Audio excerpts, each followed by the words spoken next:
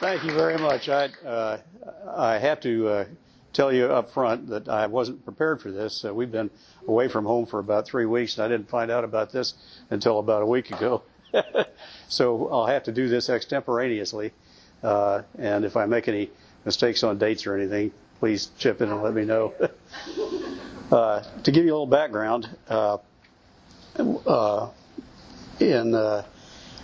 in 1893, there was a guy named Marcellus Foster who was the founder of the Houston Chronicle, founder and owner. And he married my grandmother, Edna Weeks of Newberry, South Carolina, in 1893. In 1895, or thereabouts, they had a son named Howard. And then in 1901, my father was born on August the 10th, 1901. Dad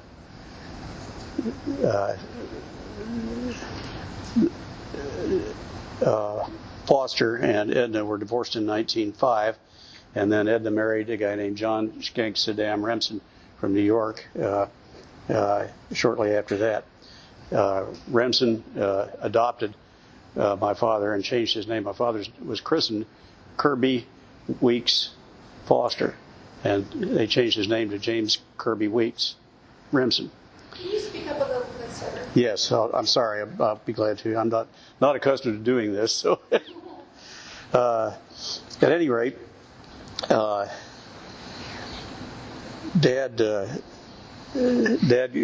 grew up and didn't have much of a relationship with his new father, nor did he with his old father, because he left Foster when he was very young. And then Remsen was accustomed to being brought up in boarding schools and so on. So that's what he did with Dad. He shipped him off to boarding schools, and that's where he went. So they didn't have very much of a relationship, quite frankly. You need to talk louder if you can. Okay, I'm sorry. James's older brother, Howard, went to school at Harvard, and Dad was admitted to MIT when he was 15. So after about 2 years, Howard dropped out. He just disappeared. Nobody knew where he went. So Dad dropped out of MIT to go look for him. And some 4 or 5 months later, he finally found him. And it turns out that Howard was bipolar. And so Dad took him back to the family home in Newberry, South Carolina, and they stuck Howard up in an attic room and locked him up there. And Dad's cousin said back in about 1918 or thereabouts, she told me that she could hear him howling in the middle of the night. It was just kind of bad. So they sent him to a mental hospital, and he died there in somewhere around 1928. Yeah, 1928. Dad, in the meantime, was taken under John Henry Kirby's wing. Dad, before I go to that, I'd like Peter to talk about Dad and John Henry for a minute. Hey, nobody in the family had a clue that Kirby was actually Dad's father. And so now we're in the mid-50s. I'm about 15. Paul's in the Marines, and our mother passed away. And so Dad and I were living together like a couple of bachelors in a house in Bethesda, Maryland, which is a suburb of Washington, D.C. Dad worked for the government. So we had this picture of Kirby up on his bedroom wall. Been there for years. And Kirby's wearing a three-piece suit, pinstripe, and he's got a bit of a tummy on him and gray hair. I said, who is that, Dad? And he said, oh, that's the governor. He said, John Henry Kirby. And he made a sister, I forget, but I kind of looked at that and said, he looks like you, Dad. And I blindsided Dad to that, and out came the story. That Kirby was, and that's the first anybody in the family knew. Now, maybe Mom did, I have no idea, but Paul and I certainly did. And he went on to say that when he was about 6 thereabouts, Edna, his mother, took him to Kirby and just kind of put him on display. And Dad was bright enough to realize what was going on. And Kirby looks at him and says, yes, I think this is so. And that was Dad's first clue. He said, yes, I think you're right, Edna. Yes. And I'll let you take it from there. Okay. Moving right along here, Dad was taken under Kirby's wing, so to speak, and Kirby got him a job as assistant to the president of Standard Oil of New Jersey. and he traveled extensively through Europe and South America. Then left that. Kirby had a good friend named George Armstrong, who owned Texas Steel in Fort Worth, and it was going under. And Kirby stepped in there, and they were very close friends. Kirby stepped in there and bailed him out. And so Kirby bailed him out, but he put Dad in as president and general manager at Texas Steel. Dad was 26 years old. He turned the company around, and they were turning a profit. So then Kirby sent him to British Columbia, to Vancouver, BC, to take over the largest lumber company in British Columbia, which was Vancouver Lumber Company. And that was about to go under also, and Dad turned that around. So about that time, the Depression hit, and Kirby lost virtually everything. Dad started a business in Terrell, Texas. You guys probably know where that is. Had that for about 3 years, and finally it went under. So Dad went to work for the government. He was division chief of the CIA, and later on he was a director of the National Security Council. After that, he retired and did some other miscellaneous things, but that was kind of the end of it. Now, going back a little bit, 3 years ago I got a call from a gal named Gail Pitt, and she was the granddaughter of Marcellus Foster, who was supposed to be Dad's father. So she said, we got into a conversation. She said, wouldn't it be interesting to do a DNA test? And I said, yeah, sure. So we went to Ancestry.com, and we both did it. And I am not related to him in any way, but I am directly related to John Henry. And so I was stunned by that. And then all of a sudden it came back to me. I remembered Dad saying that he'd always thought that John Henry might have been his father, and indeed he was. So that was kind of a shock to me. And then all of this stuff is new to me, so you have to bear with me. You guys know a whole lot more about him than I do. But it was really really interesting. Then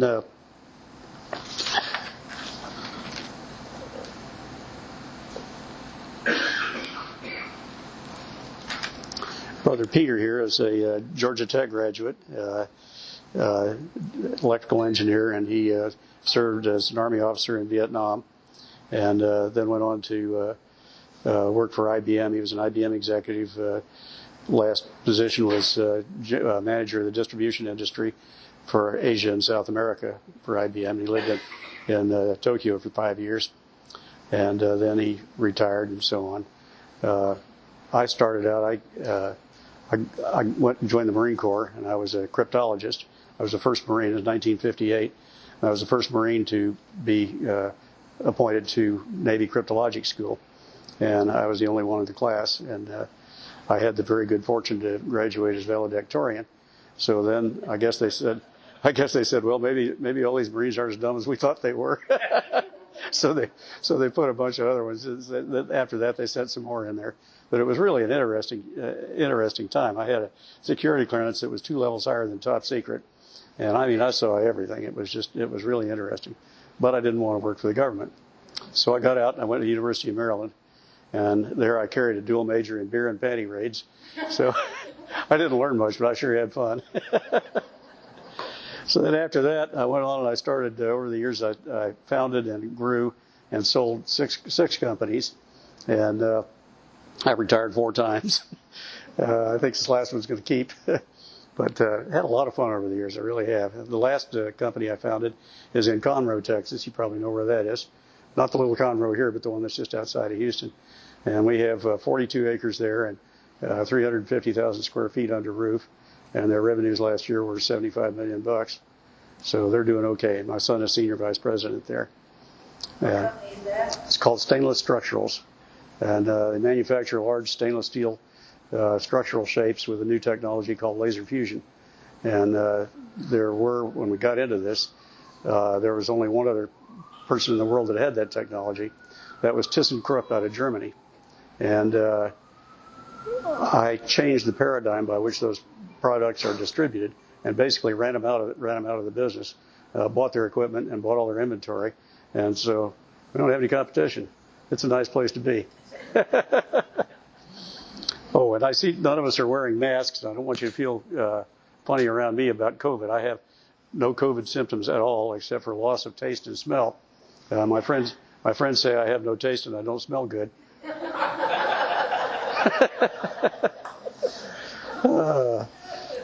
Let's see, what do we have here? I was born in Oregon. I'm 81. I would be 82, but I was sick for a year.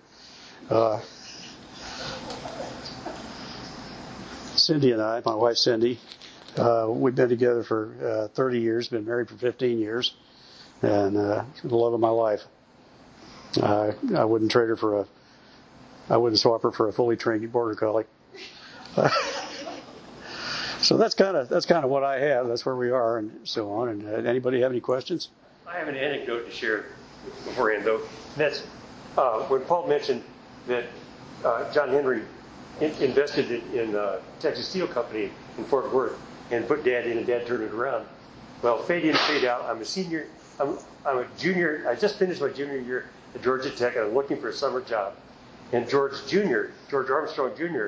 was running the company now, and he gave me a summer job, and I worked in that steel mill on their electrician's crew, which was an amazing experience, and it proved really useful later on in my life.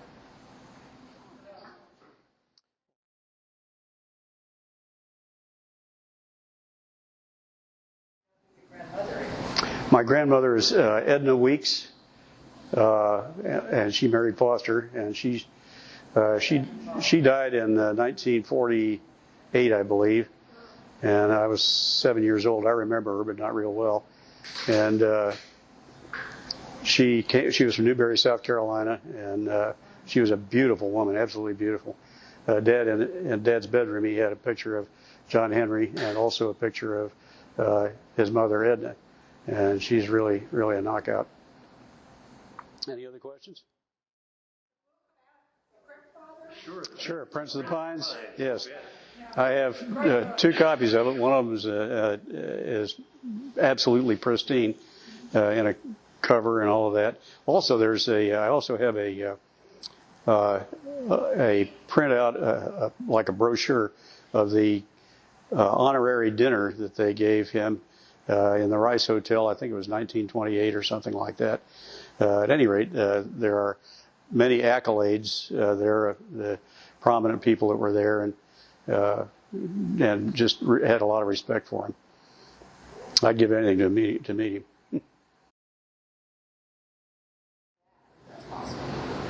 All we really know is that how he mentored Dad and put him in as president of Texas Steel and then of Vancouver Lumber. And I remember as a kid seeing correspondence. Now that having this is coming back to me, it was a very warm letter from Kirby to Dad. And Dad had a habit of this is after our mother passed, and just he and I living like a couple of bastards. As I mentioned before, he had a habit of leaving letters on the bed. There were 2 beds in the bedroom, and on the one that he didn't sleep in, and just to kind of remind him to answer them later. And I, being a snoopy teenager, I read the letter. That's really the extent of my awareness of their relationship. Do you still have a letter? No. Well, darn. Yeah. Yes. Yeah. One thing I forgot that I didn't mention clearly, I guess, is that Dad was born on August 10, 1901, and Edna was married to Foster then, and Dad and Foster were close friends. They both traveled in the elite circles in Houston.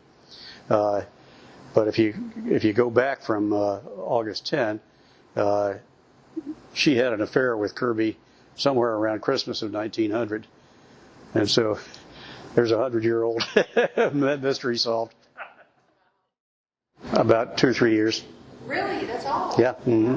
We had real strong suspicions from the 50s, but nothing was confirmed until we did the Ancestry.com. Yeah. DNA is a wonderful thing. Yes.